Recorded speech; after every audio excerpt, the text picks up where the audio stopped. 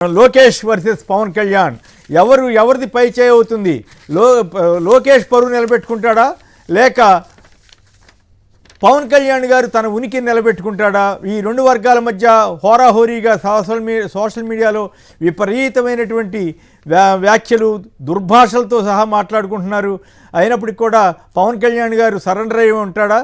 అప్పట్లో deputy CM పదవికి కూడా ఆలోచిద్దామని మా పాలిట్ బ్యూరో ఆలోచిస్తుందని చెప్పిన లోకేష్ గారిని అప్పుడు కూడా ఏం మాట్లాడలేని పవన్ కళ్యాణ్ ఇప్పుడు మాత్రం మాట్లాడగలుగుతాడా? లేదు డిప్యూటీ సీఎం పదవి కాదు ఏకంగా సీఎం పదవే కావాలన్న డిమాండ్ కూడా లోకేష్ గారి వైపు నుంచి వస్తుందా? దీని మీద ముందుగా లోకనాథన్ గారు చెప్పండి, ఏం జరగబోతోంది రాష్ట్ర రాజకీయాల్లో? పవన్ కళ్యాణ్ వర్సెస్ లోకేష్ ఇద్దరు మళ్ళీ ఇద్దరు రాజీ పడిపోతారా లేక గట్టిగా నిలబడి ఏమైనా ఎవరి డిమాండ్ వారు సాధించుకుంటారా? పవన్ కళ్యాణ్ సీఎం అయ్యే అవకాశం ఉందా జనసేన వాళ్ళు కోరుకునేటట్లుగా? కొమ్మినేని గారు నమస్కారం. నమస్కారం. ఈరోజు జరుగుతున్న రాష్ట్ర రాజకీయ పరిస్థితులు చూస్తూ ఉంటే హాట్గా ఉంది. ప్రారంభం దగ్గర నుండి కూటమి ప్రభుత్వం కానీ దానిలో ఉండే లోకలకులు అన్ని గ్రామ స్థాయి నుండి మండల స్థాయి వరకు, జిల్లా స్థాయి వరకు, ఇప్పుడు రాష్ట్ర స్థాయి వరకు వెళ్తూ ఉంది. దీనికి సంబంధించిన దాంట్లో మనం చూస్తే ఒక పై చేయి సంపాదించాలని పవన్ కళ్యాణ్ మొదటి నుండి చూస్తూ ఉన్నారు. మనందరూ తెలుసు హోమ్ మినిస్టర్ గారు ఆమెను థ్రెట్ చేసి చివరికి రాజీపడి క్యాబినెట్లో చెప్పిన తర్వాత ఆమె వెళ్ళి కలిసిన సందర్భాలు ఉన్నాయి. అలాగే తిరుపతి దేవస్థానానికి సంబంధించిన ఇష్యూలో కూడా వాళ్ళ మధ్యన భేదాభిప్రాయాలు ఉన్నాయి. ఇవన్నీ చూస్తూ ఉంటే ఈ కూటమి ఎన్నాళ్ళు ఉండదు. అయితే ఈ కూటమికి గ్రాండ్ ఫాదర్ ఒక ఆయన ఉన్నాడు, మోడీ గారు. ఇతను కలపాలన్నా విడదీయాలన్నా చాలా కీలకమైన మనిషిగా ఆయన ఉంటారు. ఎందుకంటే చూస్తే ఒక్కొక్క సందర్భంలో పవన్ కళ్యాణ్ నువ్వే సీఎంవి, నేను రోడ్ మ్యాప్ వేస్తున్నాను, దానికి సంబంధించి మీరు ప్రచారం చేయండి అని ఆయన చెప్పాడు. నిన్న విశాఖపట్నం వచ్చిన తర్వాత లోకేష్ని ఇచ్చేసి ఎప్పుడు ముఖ్యమంత్రి అవుతావా అనే దగ్గర ఉన్నారు. ఇద్దరు ఉభయలు కలిపి ఇప్పుడు బీజేపీకి వాళ్ళు నచ్చినట్టు వ్యవహారం చేస్తున్నారు. ఈ సందర్భంగా అనేక అంశాలు వస్తున్నాయి. ఎవరు సీఎం అవుతారు, ఎవరు డిప్యూటీ సీఎం అవుతారు, దీనికి సంబంధించిన దానిలో ప్యాకేజీలు ఇవన్నీ కూడా చర్చలు జరుగుతూ ఉన్నాయి. ఎప్పుడు ఎలా ఉంటుందో ఏం తెలియని స్థితి వచ్చేస్తుంది. 2047 విజన్కి సంబంధించిన దాంట్లో కూడా అనేక అనుమానాలు పవన్ కళ్యాణ్ గారికి ఉన్నాయి.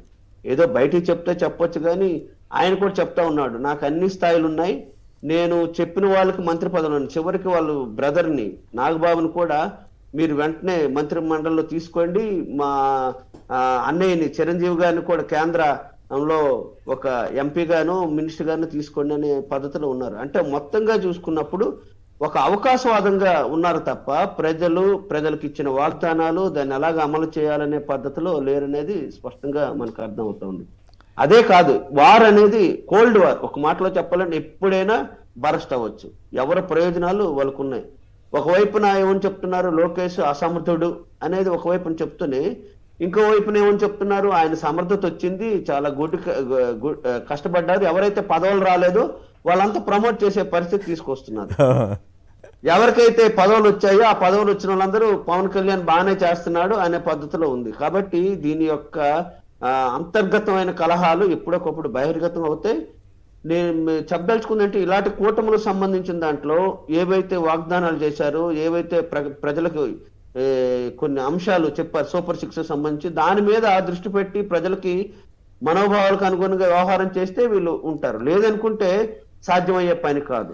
గురించి ఇప్పటికైనా ఆలోచన. అంటే ఇక్కడ నా పాయింట్ ఏంటంటే, అసలు లోకేష్ గారికి సీఎం పదవి ఇమ్మని కదా మొదటి నుంచి ఒత్తిడి, చంద్రబాబు గారు దిగిపోయి దాని తగ్గట్టుగానే జనసేన వాళ్ళేమో చంద్రబాబు గారిని ముసలాడైపోయాడని వాళ్ళే కామెంట్లు పెడుతున్నారు, వీళ్ళు బూతులు తిట్టుకుంటున్నారు ఈ రెండు వైపులా.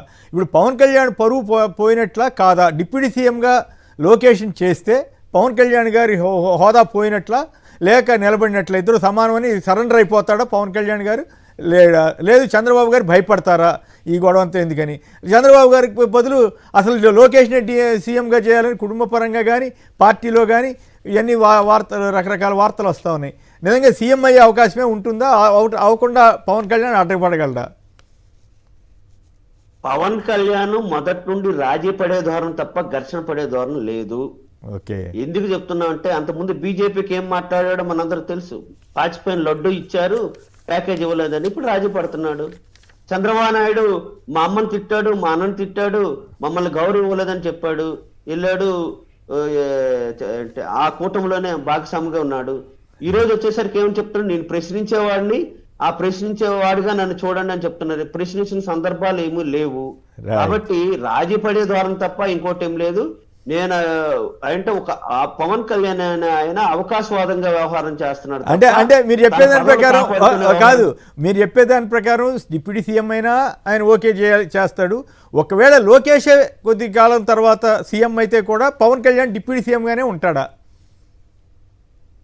ఖచ్చితంగానండి. అంతేనా? ఎందుకంటే ఆయన మొట్టమొదటి చెప్పాడు, మీకు గుర్తుందో లేదో, శాశ్వత ముఖ్యమంత్రి చంద్రబాబు నాయుడు గారు శాశ్వత డిప్యూటీ సీఎం గా నేను ఉంటాను, మా ఇద్దరిది అక్కడ బీజేపీతో మేము అగ్రిమెంట్ చేసుకున్నాం అనేది కూడా చెప్పారు. కాబట్టి ఈయన ఎప్పుడు సీఎం అయ్యేదానికి అవకాశం లేదు, అవకాశవాదంగా వ్యవహారం చేస్తున్నాడు. మీ అందరు తెలుసు, గత ఎన్నికల్లో మాతో పాటు ఉన్నాడు, ఆ తర్వాత ఎందుకు మారాడో తెలియదు, తర్వాత తెలుగుదేశంకి వెళ్ళాడు, ఇప్పుడు బీజేపీతో కలిసి ప్రయాణం చేస్తున్నాడు.